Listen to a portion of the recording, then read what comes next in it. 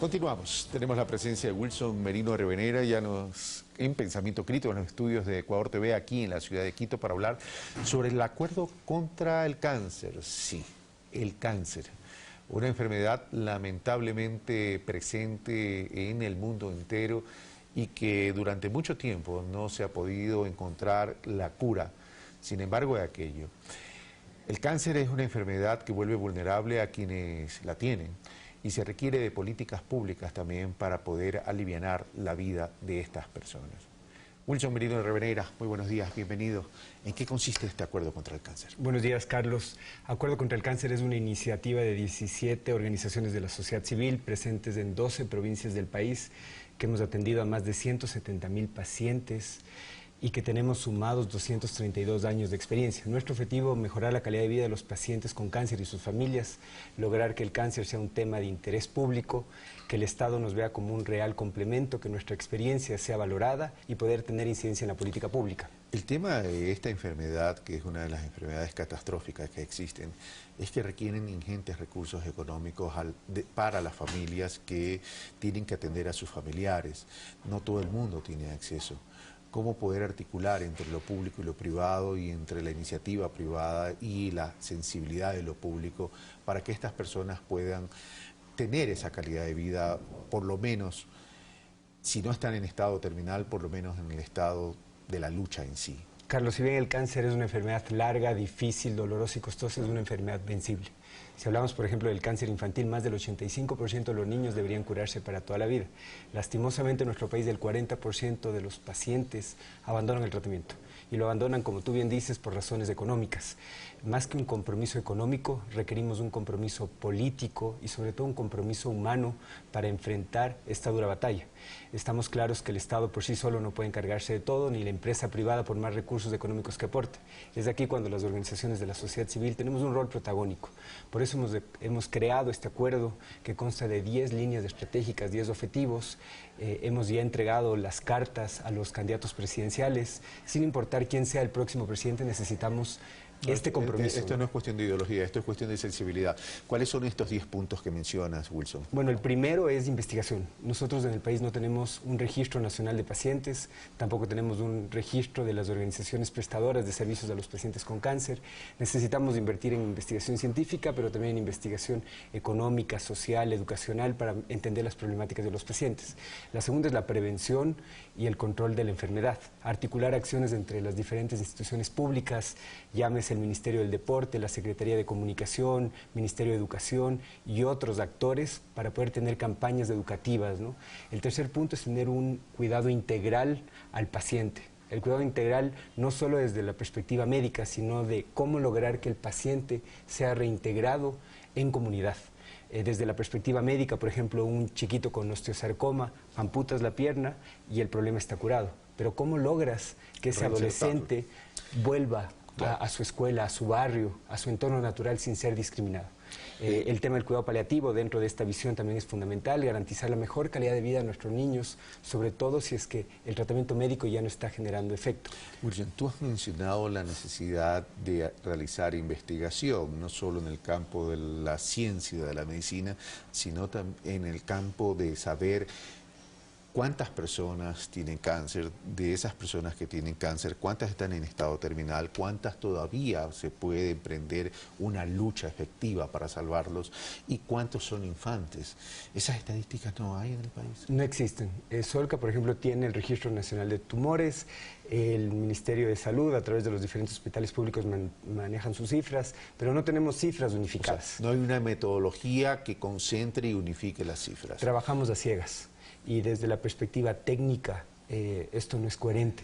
Ahora, desde la política pública se habló de que las enfermedades catastróficas estaban siendo atendidas por la política de salud pública. Sí, pero el sistema no abastece las necesidades integrales, no solo del paciente, sino de la familia. Y existen correcciones y precisiones que debemos tomar. Por ejemplo, la misión Joaquín Gallegos Lara entrega el bono de $240 a pacientes con discapacidad en situación de extrema pobreza, que lo vemos correcto. Sin embargo, para demostrar extrema pobreza no pueden estar los pacientes afiliados a la Seguridad Social. Una familia de estrato social medio, bajo o bajo prefiere recibir el bono de $240 mensuales antes que tener acceso a la Seguridad Social, y ellos piden no ser afiliados. Esto termina siendo una cadena de muerte para los niños porque no tienen acceso a un sistema médico de calidad. Esas son una de las precisiones que nosotros como organizaciones de la sociedad civil hemos observado. Creemos que hay que corregir. Necesitamos tener una mirada no solo en el paciente, sino en la familia. Pero cuando haces, Wilson, esta diferenciación en términos de la seguridad social, porque hay familias que pretenden no es tener el acceso a la seguridad social, pero sí recibir el bono, se supone que el complemento es la red de salud pública, es decir, esa es la parte que tú dices que no abastece. Es que no abastece, Carlos. El cáncer infantil se atiende en 4 ciudades del país, en Quito, en Guayaquil, en Cuenca y en Puerto Viejo.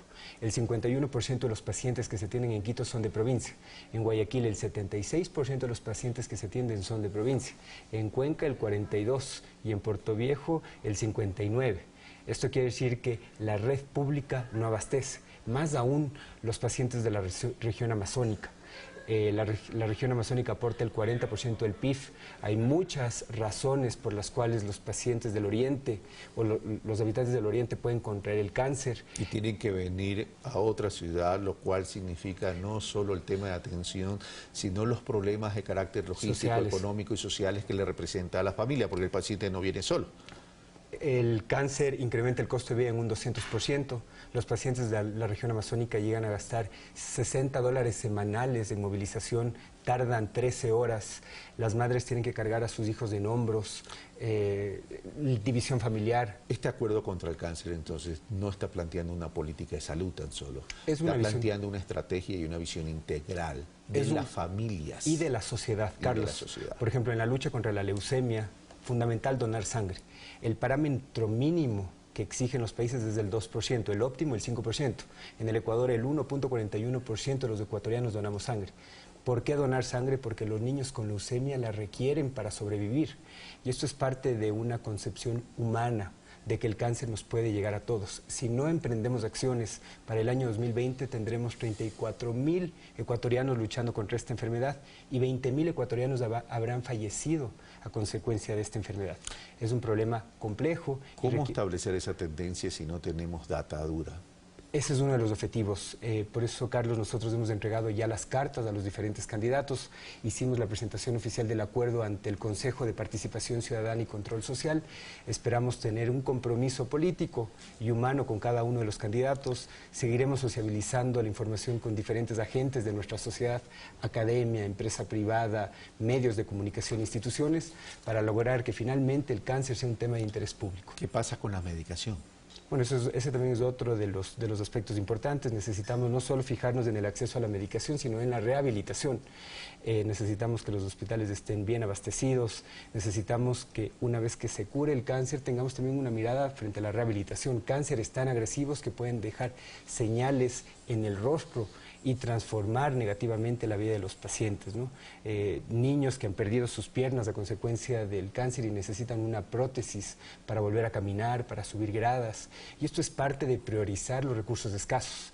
Esto es parte de tener una mirada como sociedad de en dónde tienen que ser invertidos los recursos de los ecuatorianos. Desde nuestra perspectiva, deben ser invertidas en los pacientes, sobre todo en los que más lo necesitan, que son los niños, y más aún en los que vienen de zonas muy remotas, de lugares y recintos rurales, donde la condición cada vez es más precaria. ¿Han tenido acercamientos con las autoridades del sector público? El Acuerdo contra el Cáncer nació hace poco, es una autoconvocatoria de las organizaciones de la sociedad civil que durante años hemos venido trabajando individualmente, es un hecho histórico, hemos logrado unificar 232 años de experiencia, 232 años de estar junto a los pacientes en diferentes rincones del país.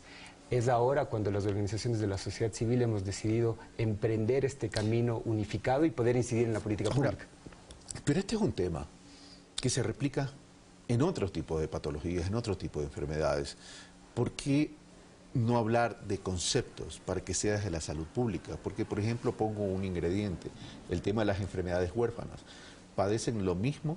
Me refiero a todo el viacrucis, padecen ese viacrucis igual que las familias con miembros que tienen cáncer. Claro, si me preguntas de mí, Carlos, yo creo que hay que cambiar hasta la terminología. El tema de enfermedades catastróficas o enfermedades huérfanas generan discriminación en nuestra sociedad. Deberían ser enfermedades difíciles, de difícil atención o prioritarias. Debemos tener una mirada distinta. De atención prioritaria. De atención prioritaria. Nuestro conocimiento es con el cáncer, nuestra lucha diaria es contra el cáncer. Y nosotros como organizaciones de la sociedad civil estamos emprendiendo acciones para que no nos pase y nos siga pasando factura, ¿no? El tema del tratamiento paliativo, por ejemplo, Carlos, es un tema fundamental. Niños que se agarran de las paredes del dolor porque no podemos encontrar morfina oral en nuestro país. Esto es parte de articular acciones entre las diferentes instituciones públicas y privadas. Como ya te había mencionado antes, no es solo cuestión de mirar al paciente, sino también mirar a la familia. Los hermanos de los niños, por ejemplo, son muy vulnerables a maltrato infantil, accidentes domésticos, inclusive violaciones por quedarse muy solos en provincia. Las madres pierden sus empleos por llevar a los niños a los hospitales, disminuyen los ingresos familiares. El 40% de los jefes del hogar apenas han completado la primaria y trabajan en actividades agrícolas. La problemática es compleja, los retos son enormes y necesitamos un acuerdo contra el cáncer para poder lograr... Gracias, Wilson Merino. Bueno, nosotros estamos terminando la entrevista y en este día viernes Pensamiento Crítico, por cierto. Si bien se ha avanzado en términos de procesos en algunos sectores, en algunas disciplinas, y eso es importante, ahora hay que trabajar en la perfectibilidad, en alcanzar la excelencia y en llegar a todos los sectores que necesitan. En el tema de salud no solo es cuestión de la enfermedad, de la cura, es cuestión de ver, tener una mirada integral, de ver cómo se están afectando a esas familias, de ver la reinserción de las personas que padecen ese tipo de enfermedades y de trabajar en conjunto. El país requiere de procesos y esos procesos no se cumplen de la noche a la mañana. Cualquiera que venga a gobernar el país tiene que respetar los procesos. Puede tener su propia sinfonía en algunos aspectos, sus propios objetivos, pero los procesos emprendidos hay que fortalecerlos y apoyarlos, siempre cercano a la ciudadanía. Por cierto, tuve la oportunidad de nacer en el año 60 y a mí me afectó un fármaco llamado talidomida, por eso nací sin una pierna. Cuando me operaron en los Estados Unidos, en un hospital, el Orthopedic Hospital en Los Ángeles, estuve internado durante 6 meses en un piso de un hospital donde habitábamos pacientes de distintas enfermedades, pero por edades. Y fui testigo de lo catastrófico que puede ser el cáncer, porque durante esos 6 meses vi pasar muchos jóvenes con cáncer con quienes inicié cierta amistad, pero lamentablemente día a día fueron falleciendo, porque en ese entonces, en un país desarrollado como Estados Unidos, todavía no había cómo atender de forma eficiente esta enfermedad. Eso marcó mi vida, por eso mi compromiso con ustedes, los ciudadanos y con el país. Ahora, a propósito de la Navidad, donde uno se vuelve sensible, quiere acercarse, dar un abrazo, ser más tolerante, que sea un momento propicio, por cierto, para que el país lo veamos con compromiso de unidad, de un proyecto de país para trabajar juntos hacia el desarrollo y no estar perdiendo el tiempo en peleas ideológicas.